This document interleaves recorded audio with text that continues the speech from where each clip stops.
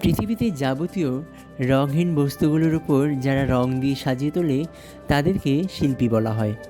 আমার খুব জানতে ইচ্ছা করে, আচ্ছা, মানুষের বেরঙিন জীবনগুলোকে যারা রং দিয়ে সাজিয়ে তোলে তাদেরকে কি বলা হয়? তো জানা থাকলে অবশ্যই জানাবেন। তো নমস্কার সকলকে, হ্যাপি নিউ ইয়ার। জনি ক্রিয়েচারের পক্ষ থেকে নতুন বছরের নতুন একটি ভিডিও নিয়ে আমি আবার চলে এলাম। তো গত সপ্তাহে আমার অনার্স সেকেন্ড ইয়ারের ক্লাস শুরু হওয়ার ফলশ্রুতিতে আমার তেমন ভিডিও শ্যুট করা হচ্ছিল না।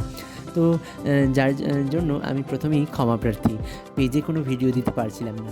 তো যাই হোক, আজকে ছিল বৃহস্পতিবার। খুব তাড়াতাড়ি কলেজ শেষ হয়ে বাসায় ফিরে বিকালটুকু না ঘুমিয়ে ভাবলাম খুব সহজের মধ্যে কিছু করি। আর আমার সহজ বলতে কলকা, কারণ আমার কলকাটা করতে খুবই পছন্দ এবং খুব সহজই মনে হয়। আর কলকা বলতে আমরা বুঝি পূর্বে বরকনের কপালে যে আঁকা আলপনা, সেটা না।